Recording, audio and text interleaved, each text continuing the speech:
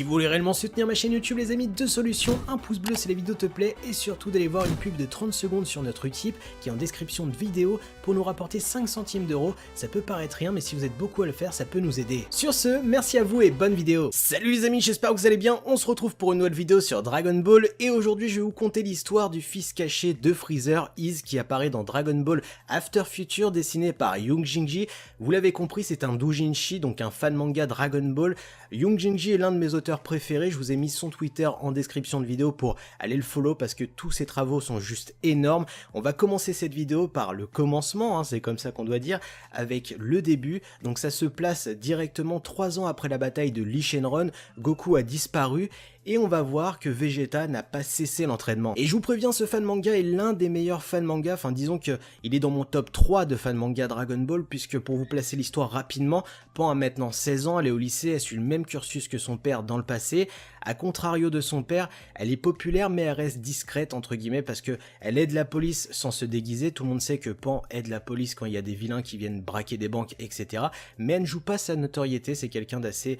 discret qui veut rester comme une personne lambda, même si on sait que son grand-père est Hercule Satan et comme vous le savez dans le monde de Dragon Ball, Hercule Satan est considéré comme le sauveur de l'univers entre guillemets. Et ce qui est intéressant, c'est que, eh bien, au début de cette histoire, on va voir que Papa Yaman, donc Oob, va devenir le successeur direct de Hercule Satan qui prend sa retraite. Pour ce qui est du cas Trunks et Goten, ils ont cessé l'entraînement depuis pas mal de temps. Goten a été embauché à la Capsule Corporation puisqu'il n'a pas eu le choix, entre guillemets, d'avoir une bonne situation s'il voulait épouser Pallas, puisque le père de Pallas, eh bien, voulait que son mari entre guillemets ait une bonne situation, donc Goten a été forcé de travailler, c'est pas son fort. On a Trunks qui est toujours le PDG de la Capsule Corporation, et en parallèle on a toujours Gohan qui est devenu professeur des écoles, qui étudie dans ses bouquins, etc. Et surtout on a un Vegeta qui frôle eh bien les 62 ans, mais il continue l'entraînement, et d'ailleurs en début de récit on voit que Vegeta n'a pas cessé durant ces 3 ans et a rattrapé un petit peu son retard qu'il avait sur Goku puisqu'il va débloquer le Super Saiyan 3. Et d'ailleurs ce qu'on peut analyser c'est que Vegeta a eu une totale maîtrise du Super Saiyan 3 puisque au final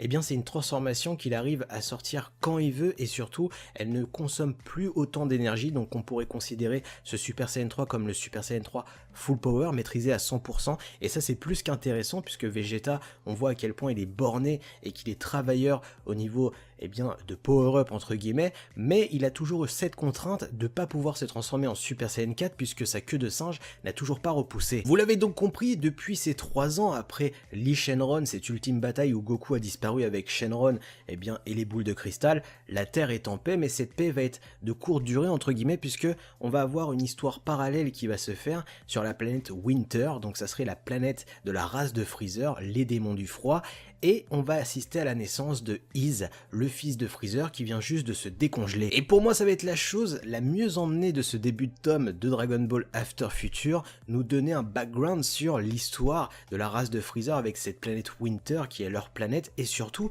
ce système de décongélation, on va en revenir juste après. La naissance de Iz est assez particulière puisque on pourrait se dire mais putain il a mis du temps à naître entre guillemets, et vous allez comprendre pourquoi et à quel point il est différent de Freezer et surtout 10 fois plus puissant. Alors bien sûr dans les premières apparitions de Iz, forcément on va faire le lien avec Freezer puisqu'il a vraiment cette apparence forme finale de Freezer, mais surtout eh bien il a ce caractère assez froid, démoniaque et surtout eh bien supérieur par rapport à ses sbires, mais il a aussi cette face totalement différente comparée à son père, lui devenir l'empereur du sale, conquérir l'univers, il s'en bat les cacahuètes, ce qu'il veut c'est tester sa puissance et il va demander à ses sbires de trouver des planètes où il y a des puissants guerriers, et il va faire pas mal de planètes de l'univers 7 et il va pas pouvoir tester sa puissance et il va être un petit peu énervé de cette situation puisqu'il a mis pas mal de temps à naître et on va revenir juste après. Et un de ses sbires va lui dire bah écoute on a trouvé la planète Terre là où réside Son Goku. Et pour le coup à peine annoncé, Iz va arriver sur Terre, va se faire accueillir par Vegeta, Trunks, Gohan, Goten, Pan et Oob.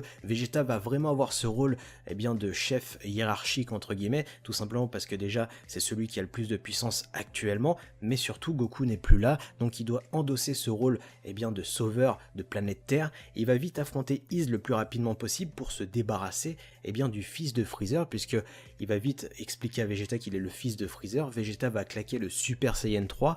Et malgré tout cet entraînement qu'il a fait pendant 3 ans, et bien sous cette première forme de Iz, Vegeta va se faire latter la gueule, et c'est quelque chose qui va être assez irrespectueux, qui va nous montrer à quel point Iz est totalement différent de Freezer. Et Vegeta va un petit peu prendre le seum entre guillemets parce que malgré cet entraînement intensif qu'il a fait pendant 3 ans et ce Super Saiyan 3 plus que maîtrisé, eh bien ça fait pas le poids face à Iz, et il avait demandé il y a quelques années à Bulma de lui construire eh bien un petit appareil à ondes de Blust portatif pour se transformer en 4 coups durs en Super Saiyan 4. Il va demander à Trunks de émettre les ondes vers lui, Vegeta va claquer le Super Saiyan 4 et là ça va être une autre chanson. Vegeta Super Saiyan 4 va alors prendre l'avantage sur le combat, va largement dépasser la puissance actuelle de Iz. Iz va être un petit peu choqué de la puissance que Vegeta dégage et va alors révéler à tout le monde qu'il était que sous sa forme 1 et va se transformer en forme 2, et là ça va être encore une déchéance pour Vegeta puisque Vegeta va se faire surpasser une nouvelle fois en Super Saiyan 4. Trunks et Goten vont alors fusionner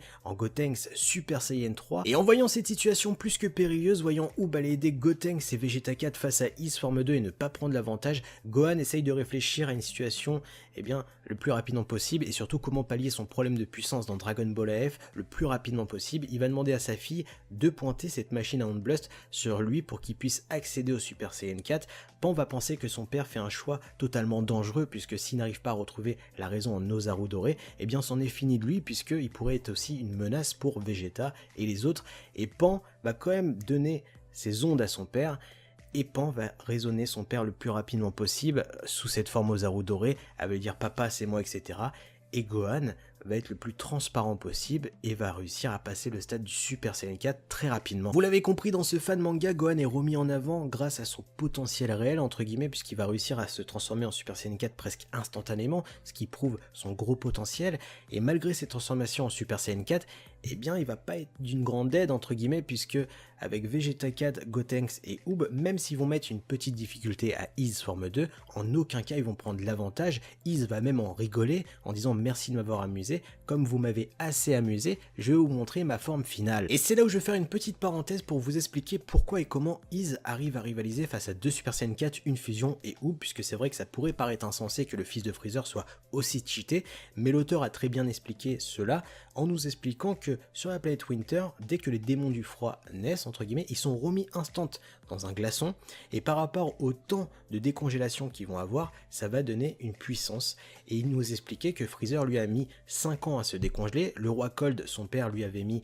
6 ans à se décongeler, et que Iz a mis 50 ans à se décongeler. Alors bien sûr, cette puissance, c'est la puissance de base, et il faut vous dire qu'en gros, Iz est 10 fois plus puissant en forme de base que Freezer. Et très franchement, je sais pas vous, mais pour le coup, moi j'ai vraiment apprécié cette histoire donnée dans ce fan manga sur la race de Freezer, ce système de décongélation, plus il est long, plus ça donne un individu totalement cheaté. Ça pourrait expliquer le pourquoi du comment Freezer au début ne s'est jamais entraîné puisqu'il était doté d'une puissance réelle oufissime, et là son fils en forme 3, ça va être un petit peu le bourreau de la Terre. Vegeta va complètement capituler physiquement et psychologiquement en voyant cette puissance. On va avoir un Oob et un Gotenks qui vont se faire latter la gueule presque à en mourir, et surtout on va voir un Gohan qui va subir des assauts monstrueux. On va même être mal à l'aise pour Gohan qui va se faire percer de partout avec des attaques données par Iz, et on va voir une Pan qui va faire un acte plutôt suicidaire pour sauver son père. Et au début de cette vidéo, je vous avais dit que ce fan manga pour ma part fait partie des meilleurs, et c'est justifié pour moi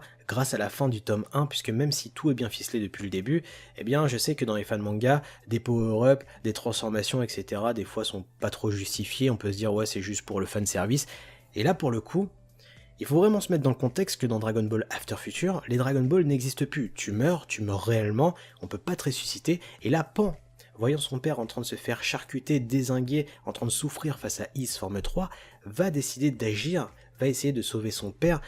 en faisant un acte plus que délibéré, puisqu'elle n'a pas la puissance nécessaire pour faire quelque chose, mais elle ne pouvait pas laisser son père dans une telle situation, et Iz, sans froid ni rien, va tout simplement tuer Pan sous les yeux de Gohan. Et pour ma part, j'ai réellement vécu un mal dans cette situation, puisque j'ai senti la haine, la tristesse, la colère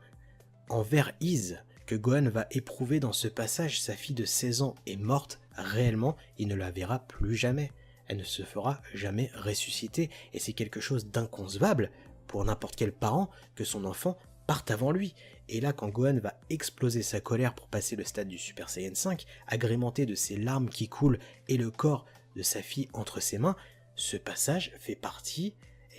des morts que j'ai préférés dans Dragon Ball, même si on est dans un fan manga. Putain, c'était juste oufissime, Gohan Super Saiyan 5, par une immense tristesse, une haine et une colère. Alors oui, on a un Iz là qui va se faire dézinguer, sûrement, mais ça sera dans le tome 2, et c'est à vous de me dire si vous voulez la suite dans une prochaine vidéo. N'oubliez pas de liker, de partager, de vous abonner à la chaîne YouTube. Sur ce, moi je vous laisse, tchuss!